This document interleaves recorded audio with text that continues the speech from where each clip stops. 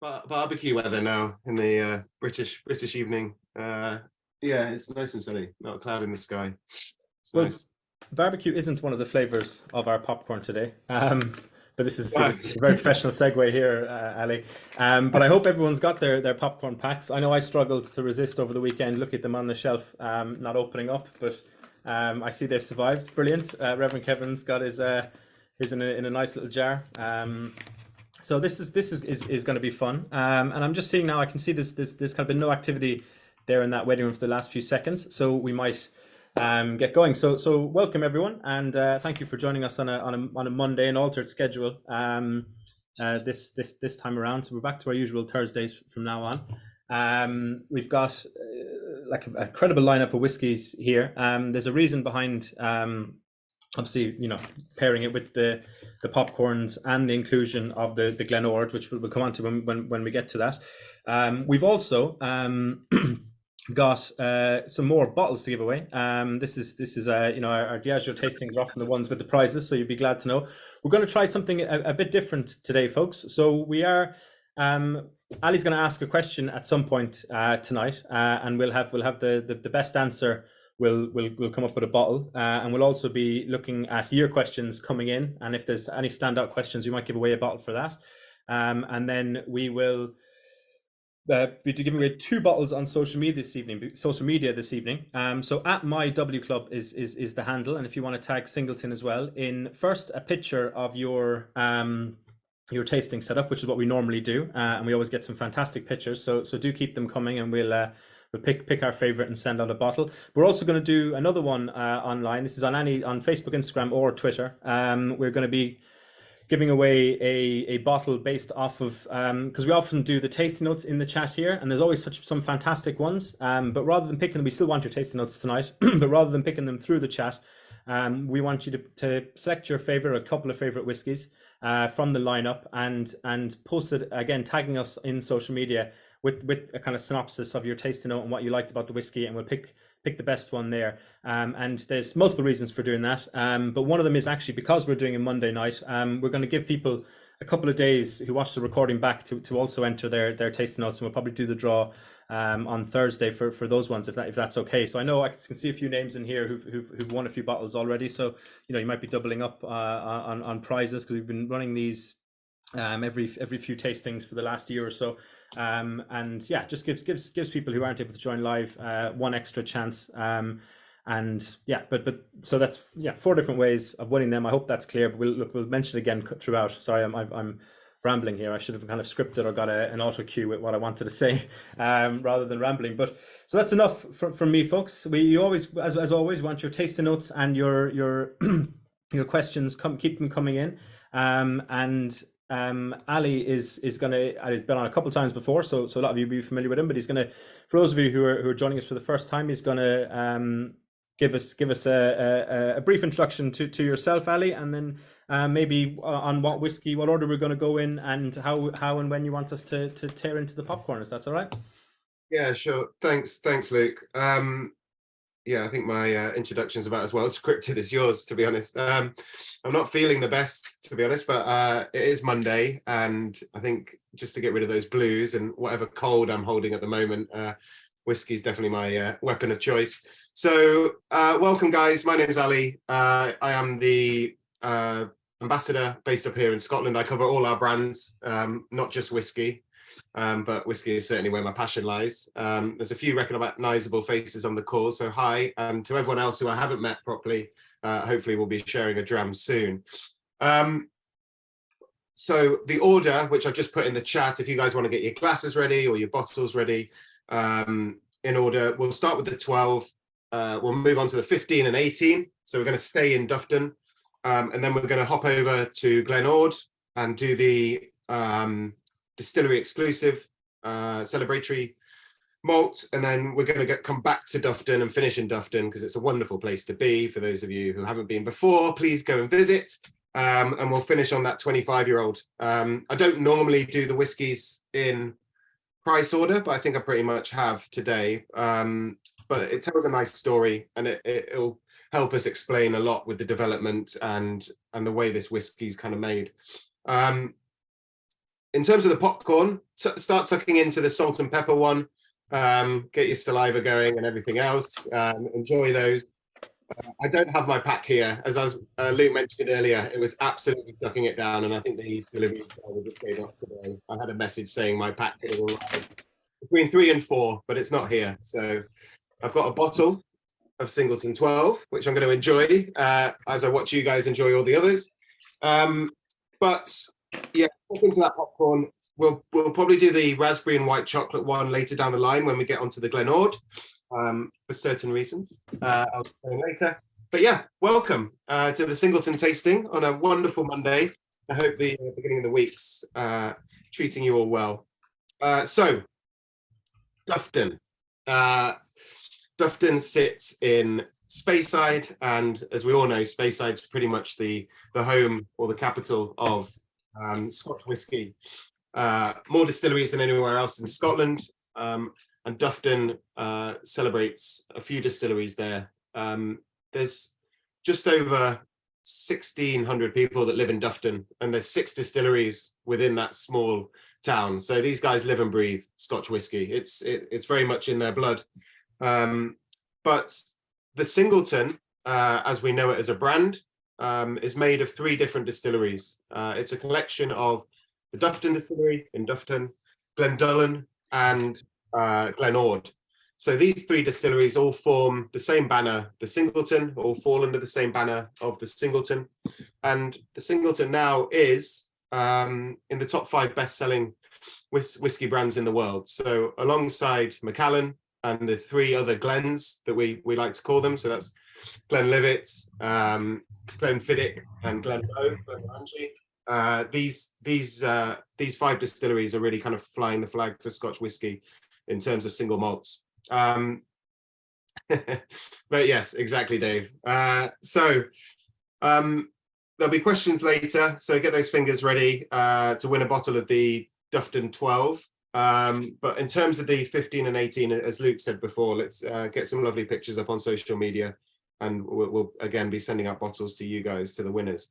So Dufftown, the distillery, if anyone's been, it's one of Diageo's most efficient distilleries, and for I'm not sure what reason, if anyone's been to the distillery, it's an absolute mess. It's kind of like someone's laid out the perfect distillery on a tablecloth and then just whipped the tablecloth from underneath it, and wherever anything's fallen, they've gone, yeah, that'll do. If you visited the distillery, the stills are so close together. It doesn't make sense efficiently, or it doesn't make sense, in any other distillery that I've seen. Everything's normally neatly lined up. There used to be wonderful kind of what would you call them, screens in between each still, which have now been removed, but you can barely get your foot in between the stills. The distillery is described as the smooth one out of the 3. And it really is one of those whiskies that is open for interpretation. It's there for everyone to enjoy. So grab your 12-year-old, guys. I'm not going to go through too many tasting notes because I always like to hear yours, and too many aromas, but I'll definitely give you a breakdown of what we say the Dufftown whiskey kind of represents. So the first one, Dufftown 12. Marvelous. Dave's comment for anyone who didn't see it there was or for was it James who's listening as if it was a podcast, Rome was built on 7 hills, Dufftown was built on 7 stills. So there you go. Which is Glenord the Romulus and which one's the Remus? I don't know. But I wouldn't have to say. Let's not get into backstabbing and the rest of it. But yeah, the Dufftown whiskey, as you guys have had your first sip, kind of salty, peppery popcorn. There's a little bit of spice within there. Whether you pick that out as being vanilla or ginger, let me know in the chat what you guys get. But it's light and bright. It's a long fermentation. It's 75 hours at Dufftown. But with these stills, small squat stills that have got just kind of a capacity to run 24/7, and they're producing 6 million liters of alcohol each year. it's just an incredibly efficient distillery. And this kind of light, grassy new make is then combined with both bourbon and sherry casks to create our 12-year-old. But super light, super bright, wonderful kind of grassy spiciness comes through. It's really interesting. We've got some great taste notes coming in. And was just going to say that Craig beat me to it there. It'd be interesting to see how people think with the whiskey on its own and with the popcorn. Craig says lots of caramel and toffee on the nose. Andy, who's operating under the pseudonym Dawn today, says orange and honey. Mike says vanilla fudge. Craig says the black pepper in the in the popcorn really brings out the spice in the mouth. Quite peppery, or is that the popcorn? Vanilla and orange, says Joe.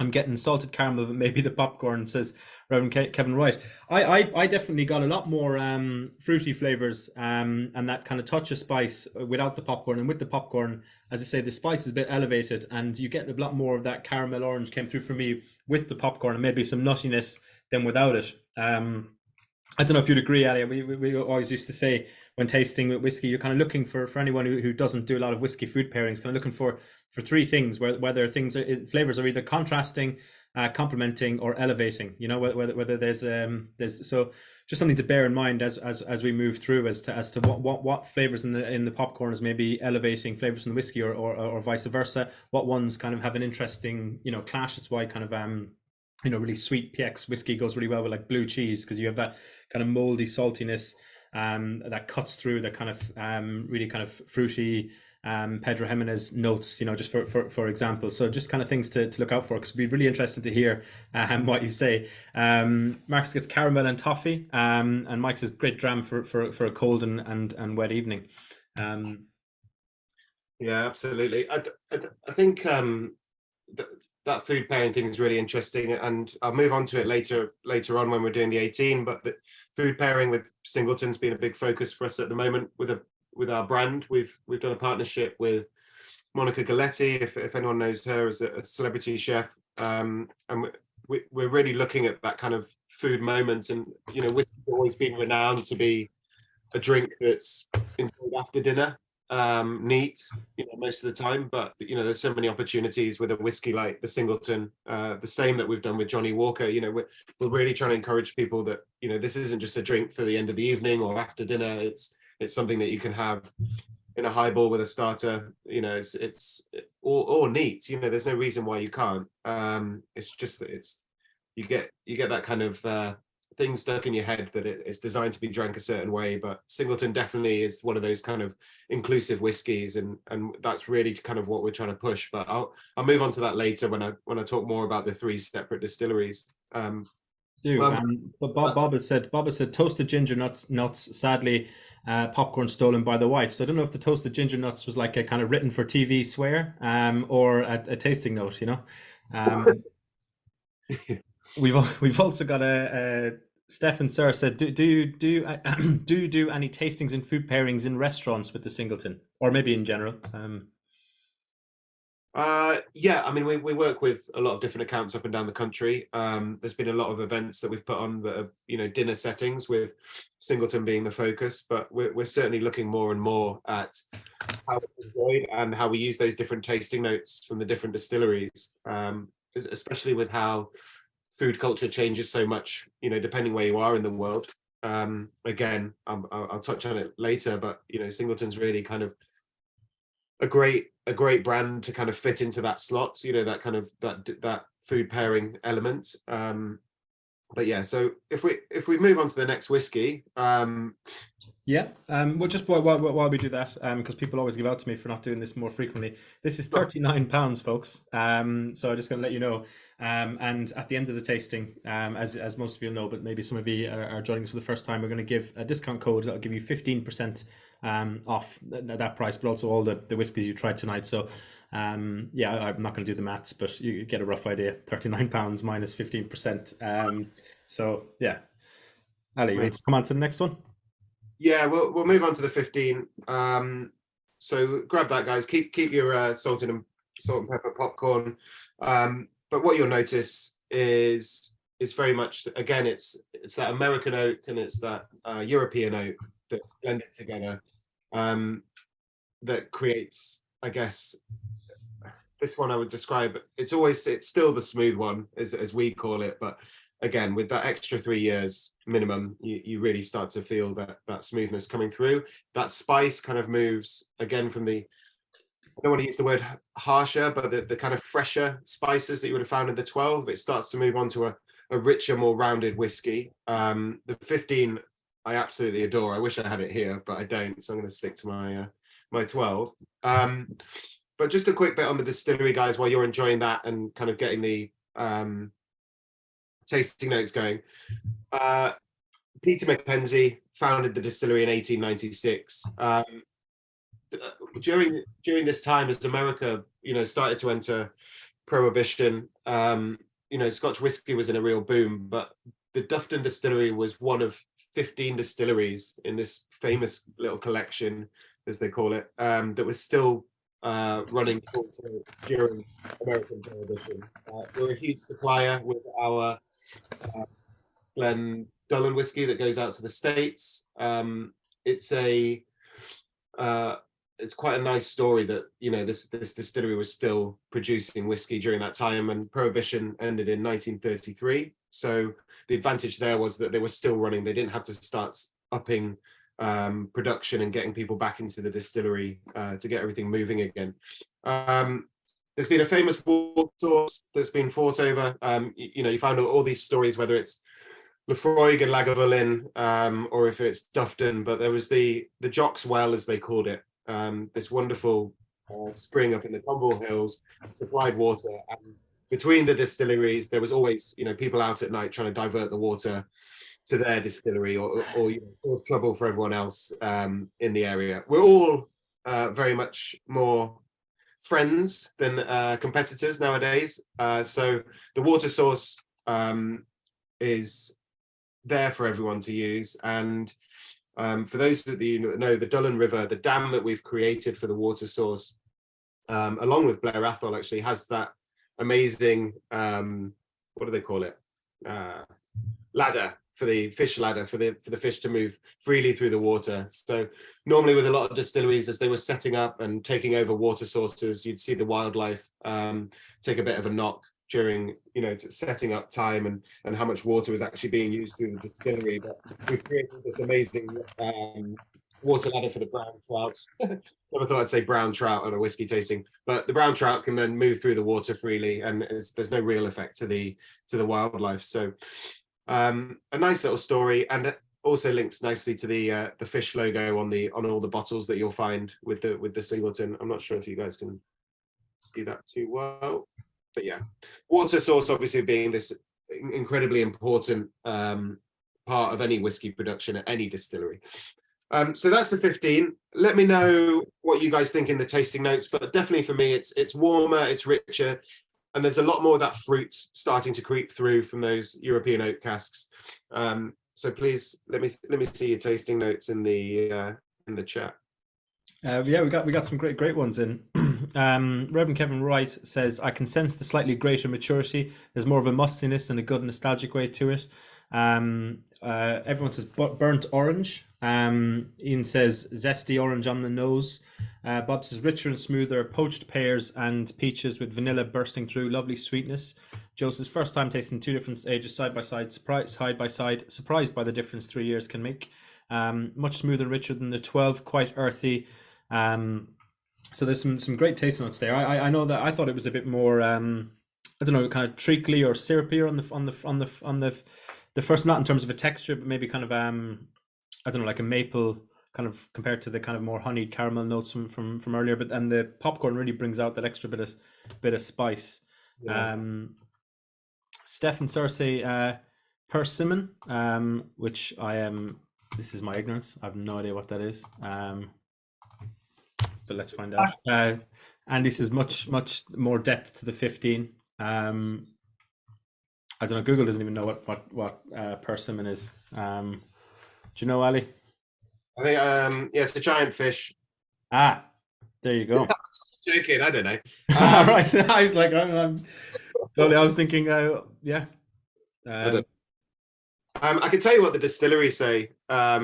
if you like. I've got Oh, some. well, I've just found that it's a. I do tell us what the distillery says, but it's a fruit that I must say I've never seen before. Though it looks like those kind of pretentious cherries that decorate some desserts. But yeah, it's interesting. Go on, do tell us what the distillery say, Ali. Yeah, so it's amazing what people come out with sometimes, and I love the fact that no one's wrong, right? It's such a wonderful thing, and like open to discussion. But once someone really hits what you have, it's in the back of your mind, and someone says, "Oh, it's this," you then can't get it out of your head, and I think it's a wonderful thing to do, which is why I don't like doing them at the beginning before everyone's tried it. So they say on the nose, and I really agree with the apples. And I don't know if anyone's mentioned apples yet, but I'm just about to make a highball with my 12-year-old and soda. Once you start mixing it with soda or adding a bit of water, that appliness comes straight out. The distillery style, especially at Dufftown and Glen, their new make style is very grassy. That long fermentation produces a very grassy new make, and then once it's been aged and blended together, that kind of starts to turn into this wonderful spiciness. But they say toffee apple and honeycomb on the nose, light to medium body on the palates, sweet notes of malt and oat with fresh fruit, salad and floral spiciness. Then starts to get quite drying, and I really noticed that on the 12. It starts off relatively flat, then goes super sweet, fruity, grassy, and then comes down to this very dry finish, a very dry spice, which gets a little bit more intense as the ages go up. But the finish, they say, drying notes of pear, oat biscuit with a lingering high note of aniseed, and that's the 15. Do you want to do prices, mate, while I make my highball? Ian said if you watch MasterChef Australia, they cook with persimmon quite a bit. I can't say MasterChef Australia is something I watch regularly, but I do know a lot of people who do. So They have all the best ingredients. Their fruit and fresh ingredients is amazing. Mike says get the toffee apple now mentioned, also crunchy. Adam says, did sales improve when you went to age statements? Do you know, Ali? Because there's been kind of a few. I mean, it's a relatively young brand, the Singleton, isn't it? In general, and it's gone through a few changes since it launched. It's a really young brand, and Diageo. I mean, it was existing way before Diageo. The Singleton actually started as I think it was the Singleton of Orthrust, which is again one of these distilleries that we unfortunately don't talk about much. A lot of the stuff is used for blending, but certainly once we established the 3 separate distilleries and they became age statements, as you well know, the American market, very focused on age statements and things like that. It really helps push a sale within single malt. Again, getting people into the category, it's always quite nice. There's a number attached to the bottle. It's that subconscious view that it's a quality liquid. I guess most of us on the call know that that's not always the case. It's all about the taste and how good the whiskey is in the bottle. But yeah, it certainly helps. Dufftown, the majority, if not all of it, stays within Europe. Glen is sent out to the Asian markets, and then Glendullan is sent out to the Asian markets, and Glen goes off to the States. And then obviously recently we've opened Glen and redone the visitor centre there, so that's certainly helping with the tourism and getting people into the brand.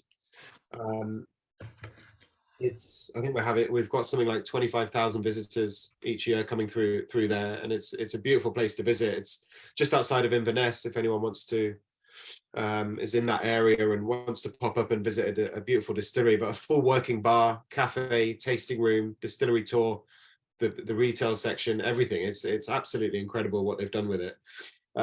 Unfortunately, you have to pass the big malting building, which is an absolute eyesore before you actually get to the distillery, but nonetheless it's a beautiful visit. So if you're ever up in the Highlands going through Inverness, please do pop over to Glendullan. But we'll come on to Glen, sorry, but we will come on to that in a bit. But yes, sales definitely increased when we started 12, 15 and 18.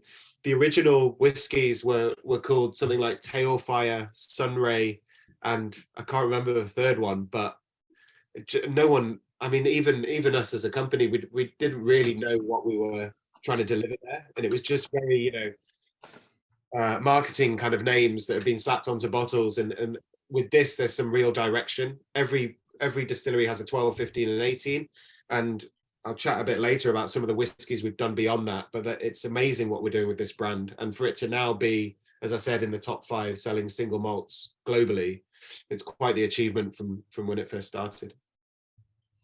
Well, Alistair says, I started my whiskey journey with Tailfire. I love it. And Bob says, yes, Glenore is a hidden gem. Just ignore the industrial entrance. Well worth it. And Ian says, Glenore Distillery's amazing visitor centre was there last October. Orange logo, because there's no name on this comment, so apologies to whoever you are.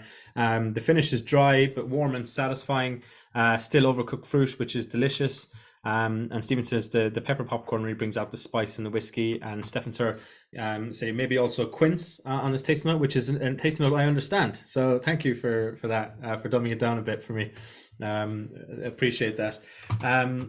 The Dufftown 15 is £51, and again, you're getting your 15% off that at the end. So again, really good value, I think. I mean, I have a couple of things to mention about the distillery, but we can maybe come on to that when we do the distillery exclusive bottling, or the Glenore bottling first. So do you want to come on to the 18, unless you've got any other questions or thoughts yourself, Ali? Yeah, we can move on to the 18. I just wanted to touch quickly on sorry. I'm trying not to cough a lot on this. The 18. So just quickly, in terms of Dufftown, as I said, 1,600 people in that town, and it is the heart of Speyside. 6 distilleries, and it's an amazing place to go and explore whiskey. I'm sure most of the people on this call have been up to Speyside, and we've got the Speyside Festival coming up soon. For those of you that haven't visited, it's a wonderful place, and it really is the heart of Scotch whiskey making. There's the Craigellachie Hotel, which is a fantastic place to visit, great whiskey bar, the Highlander Inn just across the road, great whiskey collection. But to think that these whiskies have stemmed from these small towns and are winning awards globally is quite something. So every single the 12-year-old San Francisco Gold Award, Scotch Whisky Masters for the 15, the 18 has 9 gold medals, across every single kind of big whiskey judging panel you can imagine. So very highly awarded whiskey. And for me, this is just one of those sipping whiskies that is just something you keep wanting to go back to. I think the balance here between that kind of wonderful grassy, appley note that they have and all those tasting notes that you guys have given before, this is just the perfect amalgamation of all of them. So please enjoy, guys. As you're enjoying that, make sure you've got your other popcorn ready to go, and we'll move on to the other 2. But again, American and European oaks casks, all blended perfectly together to create this 18-year-old. So we're just moving up 3 years. You guys do your tasting notes and stick some things in the chat, and then I'm happy to tell you guys what the master blenders and the distillery give this. Brilliant. Well, if you want to come on to the 18, I'd just like to echo the comment there, saying that that you do seem quite unwell from Matt there. So thanks for persevering. Mike has asked just there, can you clarify when the Speyside Festival is again, Ali? Oh, geez, there's a very dear friend of mine and colleague on the call, Matthew. I can see you there. Hello, mate. He will have the dates for him because he's been doing some crazy planning around it. So if you want to shout out Matt or put it in the chat, this week, I thought so. This week, so I knew it was coming up. But we've got some amazing stuff going on. We've for the first time we're opening places like Linkwood for people to visit. I think Dow Ewan or Ben Rinnis is also Ben Rinnis is also on the list, which again is one of my favorite distilleries, an integral part of Johnny Walker Blue Label. We use a lot of European oak there, and it's a very kind of, again, one of these distilleries we're not talked about, but holds a very dear place in my heart in terms of the quality of the liquid through the Florna and Fora range. But yeah, Space Ice Festival is now. We've got some tastings, I think, at the Craig Ellicky with Emma Walker, who's our master blender for Johnny Walker, and some wonderful things going on. And yeah, it's a great place to be this week. Yeah, so in terms of tasting notes on the 18, I can see some chats coming through. Matt's also just put the link in for the Spirit of Speyside as well into the chat if anyone wants to save that for later. Thank you, Matthew. Yeah, and there's some fantastic taste notes coming in. Reverend Kevin writes this, to me the 18 seems more herby and less spicy, certainly honey or maple and smooth on the tongue. Craig says brings back the memory of making baked apples with butter, brown sugar and currants at school. Or is that just me? I don't know what school you went to, Craig, but I don't remember baking at school, but fair play. Nice. Rob says really creamy, sweet, aniseed, juicy fruit with a hint of peppermint, longish finish, cinnamon. So yeah, no, it's going down well so far. And you reckon we should still stick on the salted popcorn for now, Ali? Yeah. From the Glen Ordner 25, you want to switch it up, is it? Yeah, so just the reason I chose, so the popcorn company, for those of you that haven't heard of them before, please Google them after, but they produce about 300 different flavors of popcorn. They're absolutely incredible. But the reason I chose these two, and I'll come on to it later, but this one in particular, the salt and pepper to go with Dufftown, it's again a bit of that food play. You know, salt and pepper is kind of very much the chef's, you know, like bitters. If you were making a cocktail, you know, your Angostura bitters are what salt and pepper are to a chef as they are to a bartender. So with the salt and pepper, it's going to go with everything. It gets that saliva going, it gets you ready to experience whatever you're going to taste. But the finish that we have as a tasting note from the distillery and from the master blenders is black pepper.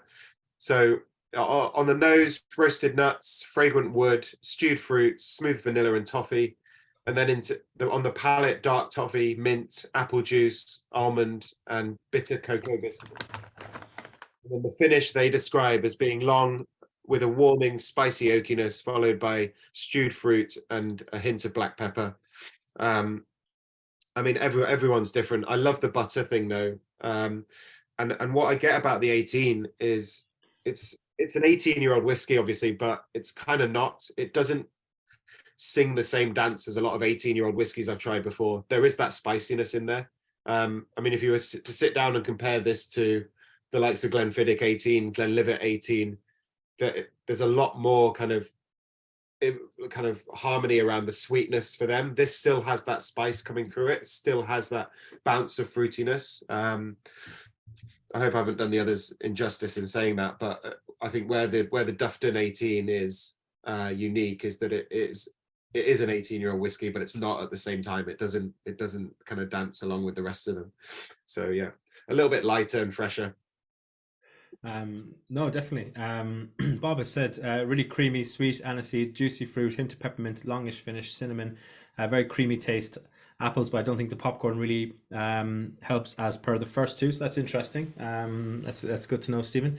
Bob says super value for money at 18-year-old, and Stephen says how much is it, and I will tell you now, it is £68, and you'll get 15% off tonight. So that's if you're not buying all 5 of them by the end of the night, well, 4 of them, because the Glenord's not for sale, but you know, I'd be very surprised.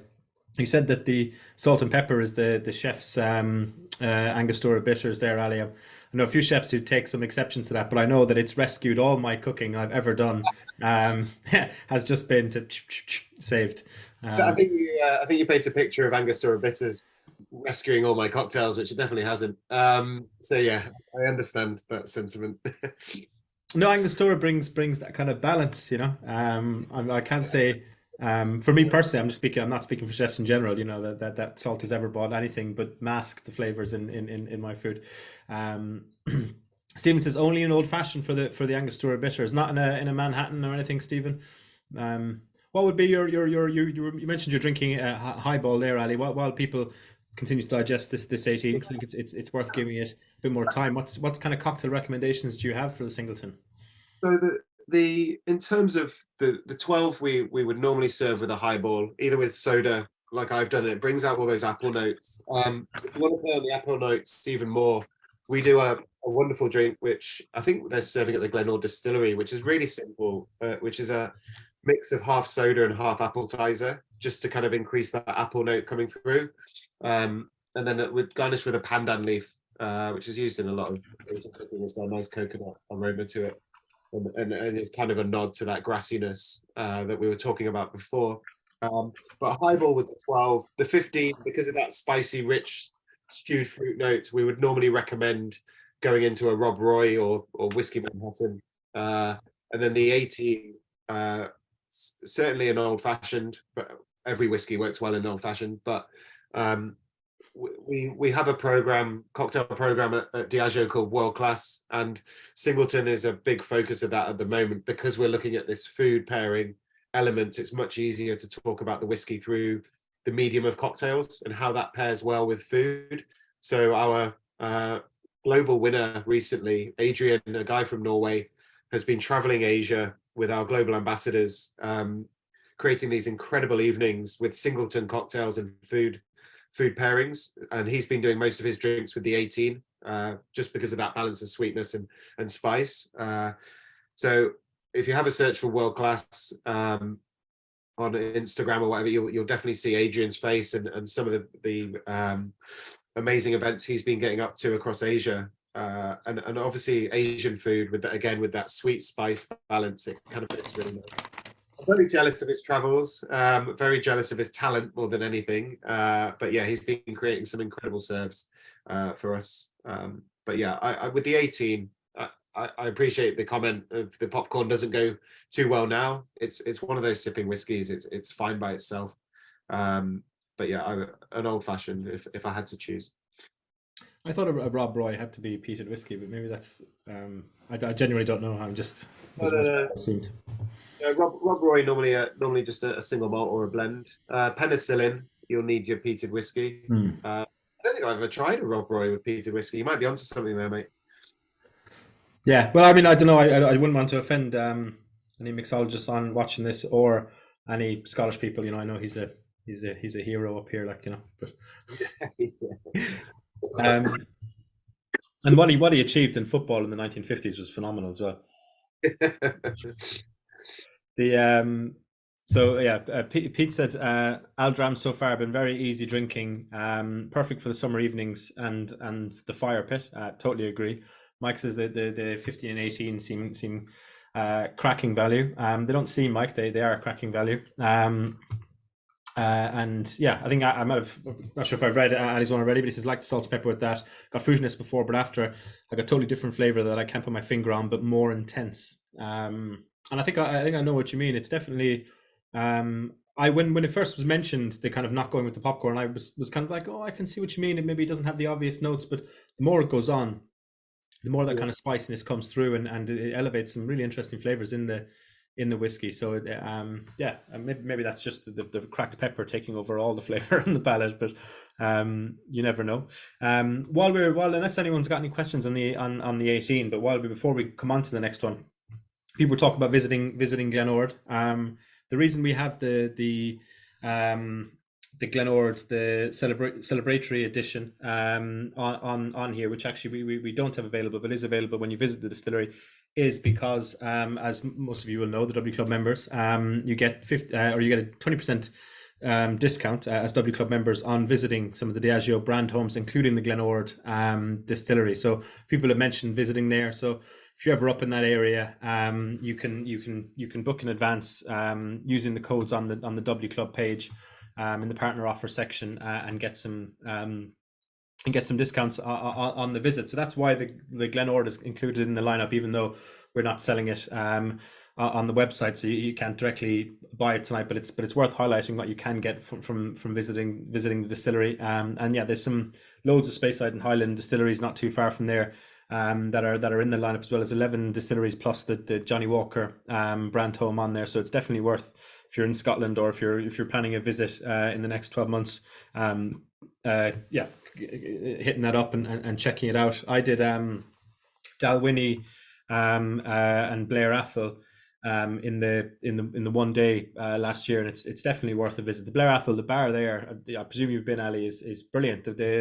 Is the Mash Tun bar or whatever it is. It's really an exceptional little bar where they've built it out of the old distillery equipment.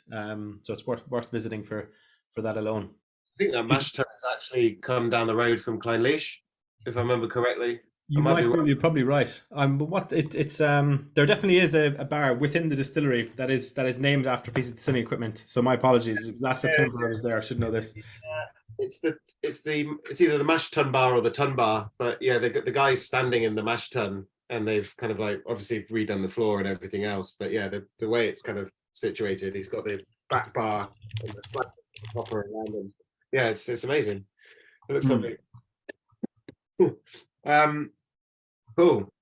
So guys, open the next popcorn. We're gonna move on to a bit of sweeter flavors and a little bit of fruit. But the reason I chose the white chocolate and raspberry was very much to celebrate one of Scotland's finest dishes, which is cranachan, which is kind of the oats and mixed with raspberry and honey.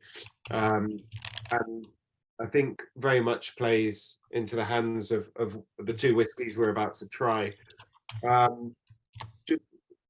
Quickly on Glen Ord, as we've already mentioned, that wonderful distillery visitor centre that we have, but it's one of the oldest distilleries in Scotland, Glen Ord, and it's again one that we've only really been shouting about recently and under the Singleton banner. But the distillery opened in 1830, was built in 1838 on the Black Isle. In the Scottish Highlands, which has been owned by, or kind of ruled by the Mackenzie clan for 700 plus years. Glen Ord, again, an incredible water source, harks to the fish logo as well that we have. But with Glen Ord, we find this amazing person that has done so much work around this whiskey. She needs a huge shout out. I think she's retired now, but Maureen Robinson was part of the Johnny Walker Master Blender team. She's put together things, everything. Someone's dropping stuff somewhere. She's put together all sorts, from the likes of Bell's to our special releases to Glen Ord, to choosing some of the rarest whiskies that we have. Glen Ord as a brand, as I said before, most of this whiskey is sold into Asia. It's the #1 selling whiskey in Taiwan. For those of you that don't know, it's the second largest single malt market on the planet, and it's growing fast. It's an incredible whiskey, and recently we launched. Who's not on mute? There's a lot of. Sorry, it's I'm trying to open the popcorn here and I'm butchering it. I'm going to mute myself. I wasn't sure how much we picked up on the microphone. My apologies. Very unprofessional. Terrible. Get some scissors. It's nice telling Luke off.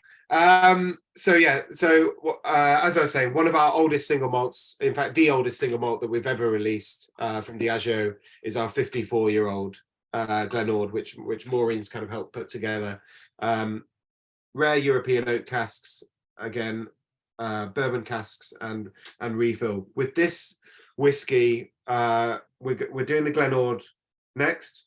Everyone's got the Glen Ord? Yeah, I hope so. So this is the celebratory bottling to celebrate the opening of the brand home. It's a non-age statement. It's in at 51.8%. I don't know if you guys have the ABVs on those bottles. I think you probably do. We do. Good. But this is one of 3,000 bottles.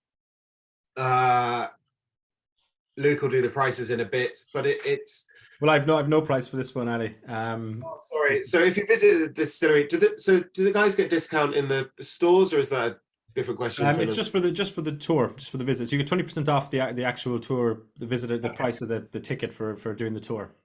I don't know if you then get discount once you've done a tour. If you get discount in the, I know you do in Johnny Walker, but I'm not sure in Glen Ord or the other distilleries. Sorry, I'll give you the regular price. So the bottle's £195.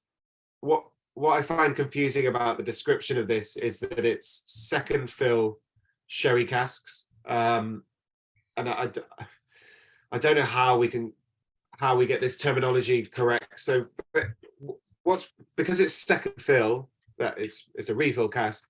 What I think we're dealing with here is whiskey that Glen have made, and it's sat in bourbon casks. That whiskey has then come out.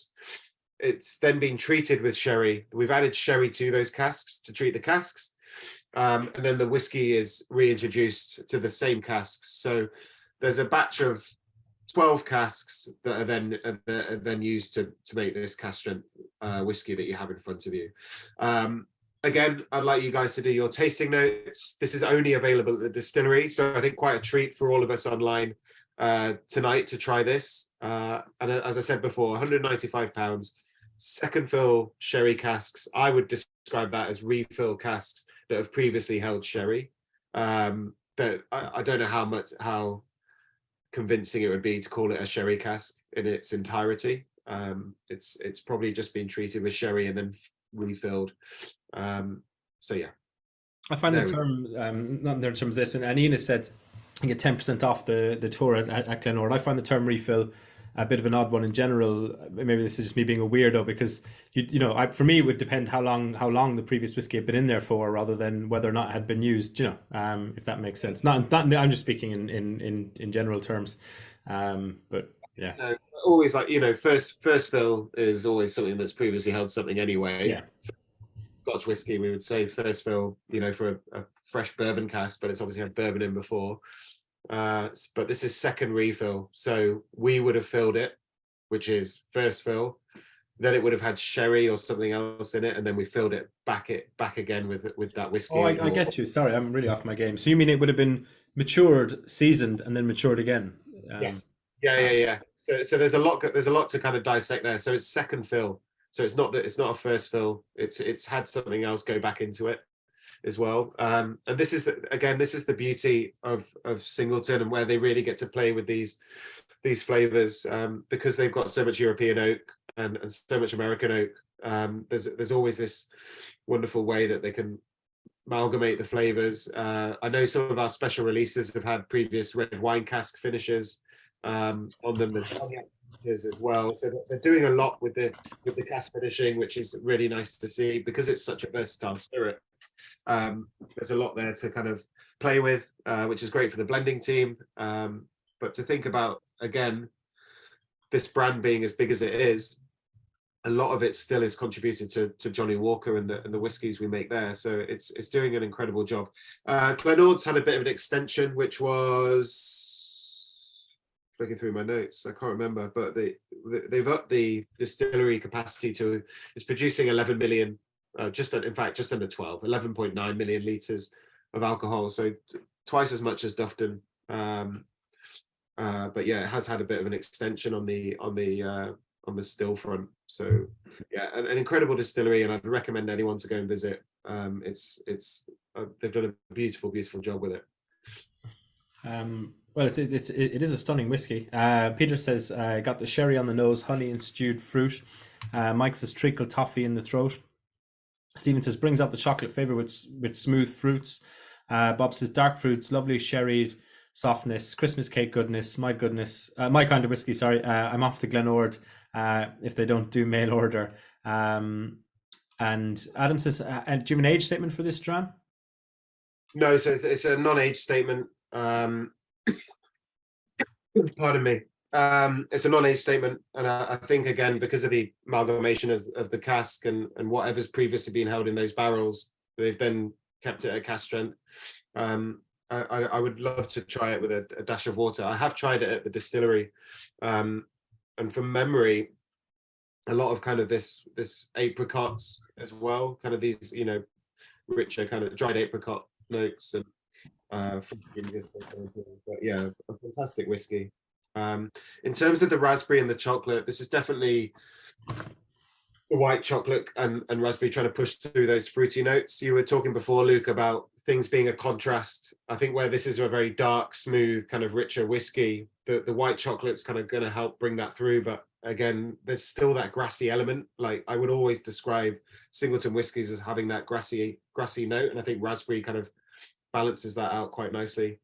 And like Andy S has said that he can get how Cranachan would complement this whiskey, and that's definitely what the white chocolate raspberry, the notes in the whiskey, the popcorn itself is quite, obviously being a cereal, I suppose. You've got a lot of those kind of flavors in there, so it really works. Just as warm, sweet and fruity jelly babies for adults.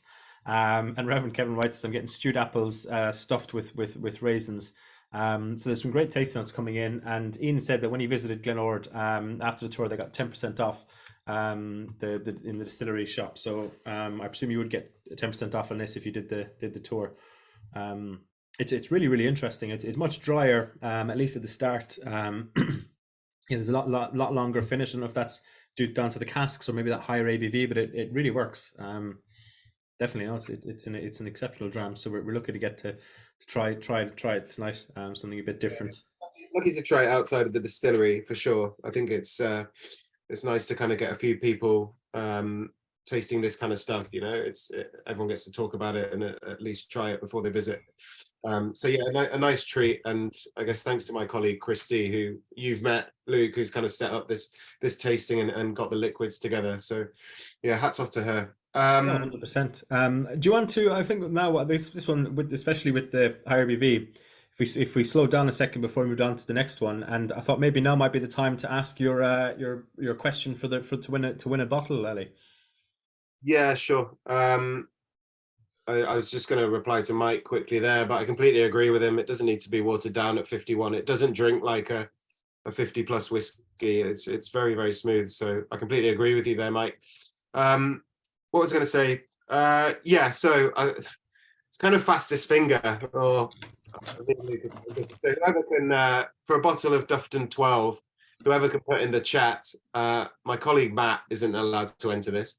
But yeah, if everyone could type in the 6 distilleries that sit in Dufftown. Okay, so who can name the? Oh damn it! I haven't queued up the countdown music. The doon doon doon doon doon whatever. No, it's. I'm surprised we haven't already had an answer. And there's people are. I can see Andy's just like sipping away here. He's not even typing. Do you want to win a bottle? No, it's. No, it's a fantastic whiskey. I'm going to give people a time to answer that there. See if there's any more tasting notes. Yeah, as you said, Mike has said he doesn't need water down. I've added a bit of water just out of curiosity. I agree, it actually probably doesn't need it, but nothing ventured, nothing gained. Lewis said I agree with Mike, but also I think it enhances a little at the end. That's interesting. We've got our answers coming in now, folks. Adam says Mortlock, Glenfiddich, Balvenie, Glendullan, and Kinivy. And Ian's said the same. Or no, he says Conville Moor instead. So no, they've got to be open. Matt says despite visiting Dufftown, he can't remember. Matt says Glenfiddich, Balvenie, Mortlock, Dufftown, Cartmore, and Kinivy. Lino. I'll give it to Lino, I think. Oh no, yeah. Lino's got the 6 open ones first, I think. There, Lino. So the answer should be you should have Mortlock, Glenfiddich, Balvenie, Dufftown, Glendullan, and Kinivy. Colmore, Parkmore are all closed, and one of our other ones as well, Pittyvake, closed in the 90s. So yeah. Well, there you go. Linnell, if you want to DM me your email address, and we'll get back on to you after this call, maybe in the morning, and send you out that. So there you go. Congratulations. There you go. That was exciting. I feel like we didn't fill the dead air as well as we could have there, Ali. I was trying to think of jokes and I couldn't, but we'll get some editing done and some countdown music next time. For the recording, we'll add in the countdown music. Maybe like the 8 out of 10 cats. We could do I could do something ludicrous, like dress up while people are answering the questions or something. Like my partner says to me this morning, she says, "Have you seen the dog bowl?" I said, "No, I didn't know he couldn't. He could." There you go. Just something like that, make it seem charming. Super. So whilst you're enjoying the popcorn, and we've got a few minutes left. Well, we've still got the 25 to come, but Yeah, that's what I mean. yeah. Sorry, I thought you were going to be like, oh, while we finish up, you know. No, 100% not. This is where I get jealous of all you guys. So yeah, the 25-year-old. So this links onto the story of three. A lot of this particular three. So 3 distilleries to make this one brand. The combination of casks that we're using here are European oak, refill hogsheads, and then toasted or recharred American oak casks as well. So there's 3 different casks contributing to this 25-year-old. I think it's a lovely way to finish and finish a Monday more than anything, but finish this lovely whiskey tasting that you guys have been having.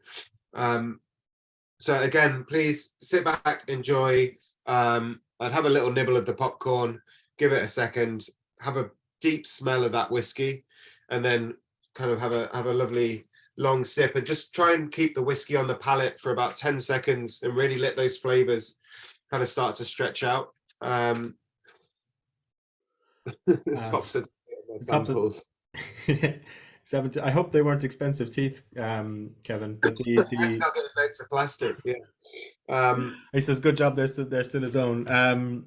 Yeah. Well, I'll say to the lads who bottle it.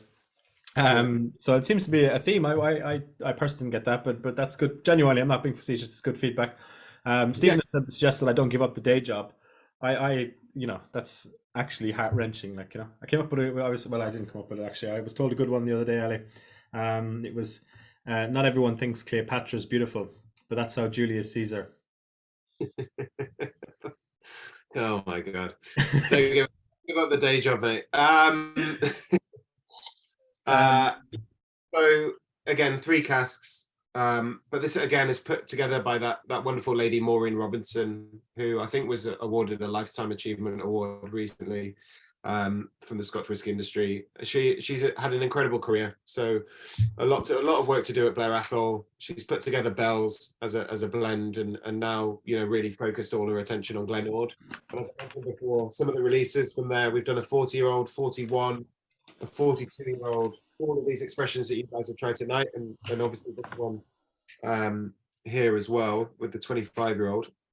It's all about that kind of combination of casks and how these guys have, I guess, the foresight to really predict what these flavors might start to taste like in 5, 10, 15 years time, and then using them to balance out quite a remarkable whiskey. I'm not sure what your price is there, mate. I know it kind of stretches up to about the £300 mark.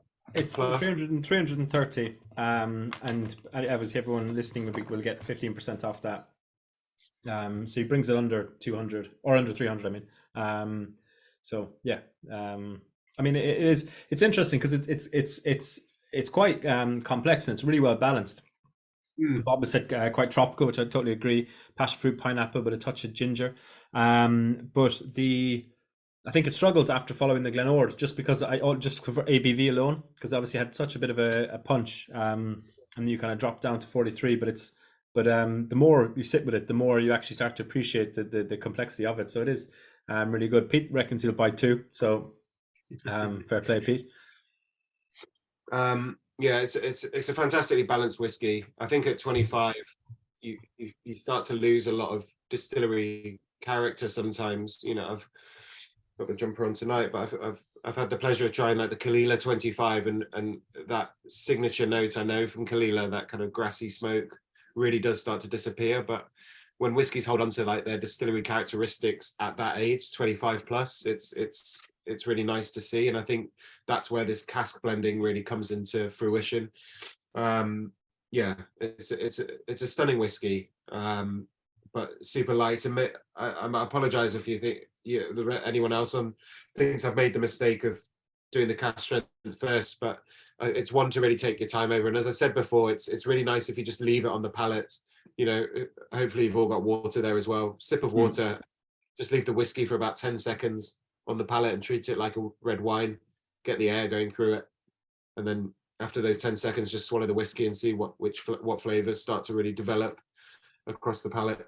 Yeah, definitely. I didn't mean it was a mistake. It just took that No, no, initial minute for the palate to adjust, and now it has. It's really fantastic. I think, like Lewis has said, cheese biscuits between whiskies was a tip I heard once. Bit of water and a couple of bickies to help separate the flavors, and I suppose it's good for anyone who's new to these tastings or who does them all the time with us. You know, it is always good to kind of clear the palate, and you know, people say, I don't know if you agree, Ali, you know, sniff the back of your hand anyway and do all that jazz before you taste the next whiskey anyway. So maybe I was just slipping on that front. Micah said, "Be fantastic on Christmas Eve," and I don't know if that is the whiskey would be, or if it's a request for the two of us to behave ourselves. But it's a long way away yet, Mike. So don't worry.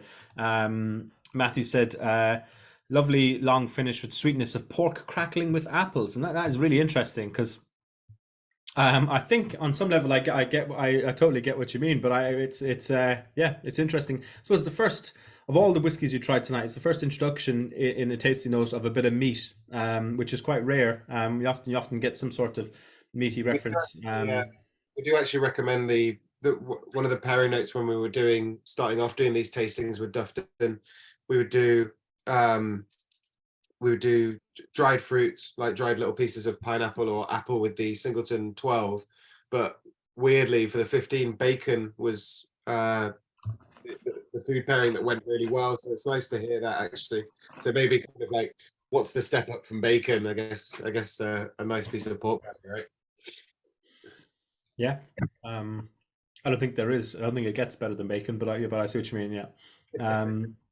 Alistair says, "Was that another dad joke? Meat, it's quite rare." No, it was not. I'm so good that it just comes out organically, but it wasn't intended. Peter says, "How does it behave with ice stones?" It's interesting. So that's a response into a comment saying it's a lot better neat than over ice, which I would definitely agree. Reverend Kevin White says, "Fruit cocktail very different to the others. Strangely, he's less keen on it. I love the 15 and 18. Maybe got less of a sweet tooth." Andy says, "If on the drop of water, flatten the taste. There's no water for me. Sticking with the whiskey." Fair play. I suppose now would be a good point in the night, folks, to get your preference in as we always do at the end of these tastings, to give us what your favorite was, what the highlight was. And straight away, Stephen says Glenor's the best for me with a 25-year-old. Seems lacking a small bit, so that's interesting. And again, maybe but it's also so much of this. I mean, it's interesting with the Christmas Eve comment because it's time and a place as well. Because that I did enjoy that Glenord, but it's a lot going on there. It's not necessarily an every night sipper. So it's interesting. Craig says the 15 was first. Ian says Glenord 25, 12, 18, 15. Glenord from 25 for the price point, but 18 wins, and that's always something we discuss on here in terms of it's all relative to for what you're going to pay for a bottle as well. Have you any thoughts on those scores coming in there, Ellie? Yeah, my recommendation, and this is always a great thing to get into the habit of doing, especially with vertical tastings like this. I don't know if anyone has the whiskies all poured out into different glasses, or is kind of rinsing one glass and finishing each whiskey. But if you go and smell the Dufftown 12-year-old again now and give that a smell, and all you need to do is have a smell of it, and then go back and smell the 25 now. It's really nice to use the youngest whiskey as a reference point or like a palate reset. We were talking before about smelling the back of the hand and everything else. For me, my favorite's probably the 15. I absolutely adore it, but I get people's after trying those and then coming to the 25 at the end of the tasting. My other recommendation would be leave it for half an hour in the glass. Do whatever you need to do, tidy up, enjoy the popcorn, watch something on Netflix, but come back and try that whiskey again once your palate's had it. 5 whiskeys in an hour can be quite tough on anyone sometimes, but yeah, for me the 25 is it's so well rounded and it is on that sweet note. I don't really have a very particularly sweet palate either, so I do get what people mean, but 15 for me, and price point as well. I think it's it's a hard one to beat. Passing on my cold to you, mate. Sorry. That was all popcorn. Sorry. I totally agree. Although 5 whiskeys an hour, that's my lunch break. But other than that, everything else, I would 100% agree with. Glenord seems the clear winner here. A couple of 18s. I've gone back over, and there's a lot more dried fruit in all three of the first ones. I didn't personally pick up as much the first time around, so you're definitely right. But I don't know. Be interested to know, because obviously we're drinking the salt, the peppered popcorn with the first three, and now we're on the sweeter popcorn. So going back to nose, but you've also got that different popcorn influence. So this is the joy of it all, folks. You know, it's there's so many different moments, and yeah, I always go into these sessions, you know, with even with brands or people like yourself, Ali, ambassadors who I like, and I kind of think, no, I'm going to be totally objective. I'm not going to be the guy who's just pushing it out there. This is all great. Buy it off from the whiskey shop, and then I always end up enjoying most of them. And I suppose it's also a bit like when you're you know, when you visit a vineyard and you taste the wine and you're like, oh, this is amazing, and then you bring it home and you're like, oh, you know. So it definitely is good to take a beat and save some and have it at a later point and kind of really contemplate, not contemplate on it, but, you know, kind of just mull it over when you're not going through, you know, the paces of it, as you say, 5 whiskeys an hour and getting all that information. So yeah, we often talk about this, about keeping some drops and liquid in your bottles to go back to, just to compare at the end. But I mean, even for the evening when the camera goes off and you're suddenly alone in your spare room, there Mike's waving at he's all prepared, you know, because it's always good to keep some whiskey for, even just for psychological purposes, because that's the bit I find difficult with these, Ali. Like, you know, you're chatting here with all these people, and then, you know, you go by and the camera goes off, and then you're alone with 5 whiskeys in front of you in your house, you know. But but yeah, as always, thanks so much for having me, Luke. I really appreciate it, mate. I do love these sessions, and I've seen a few bits pop into the chat about first online session and people wanting the code for the whiskey. So I really appreciate it, mate. It's lovely to see everyone.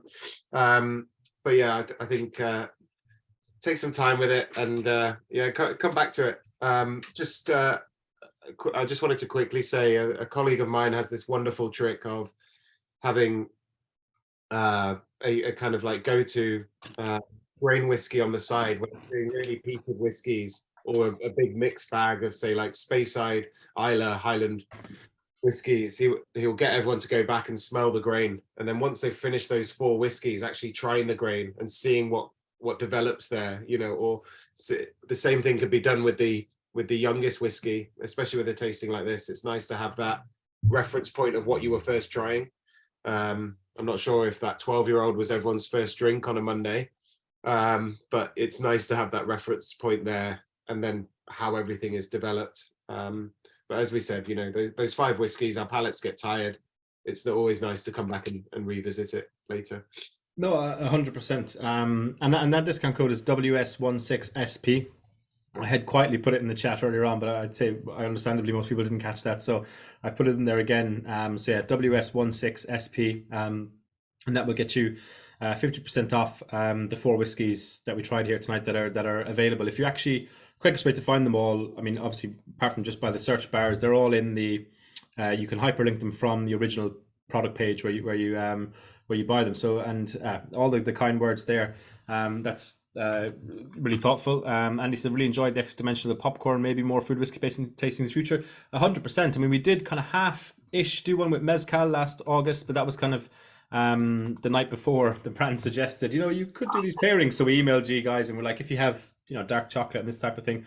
So we're definitely something we could look at doing again. It was a great idea. And as you mentioned, Ali, it was Christy whose idea it was, and you know, organizes these is my liaison point for organizing these tastings for you guys with Diageo. So thanks to her, definitely.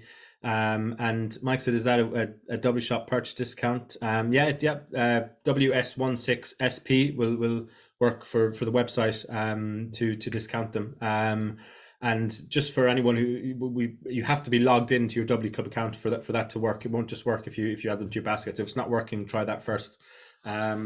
So listen, thank you so much for your time, Ali. I'll let you go because as Andy's mentioned, you're there again. You know, thank you for persevering, having not felt well, and thank you everyone for joining. Our next tasting will go on sale. I'm hoping tomorrow, or all going to plan. It's with Michter's.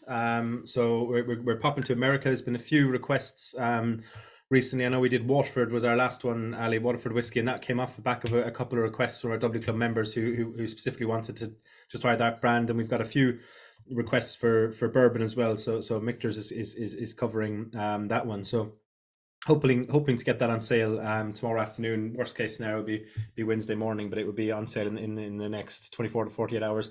This recording will be going up, and normally about lunchtime it's all processed and uploaded, and that's when I fire out the discount code again for as a reminder. So thank you for anyone watching the recording, for everyone who's joined tonight, and yeah, thank you very much. Andy says, thank you, Luke, really good night, excellent whiskies, popcorn really made it interesting, and windswept, to quote Billy Connolly. There you go. Of all the things you could have quoted from Billy Connolly, that was the least funny, but thank you.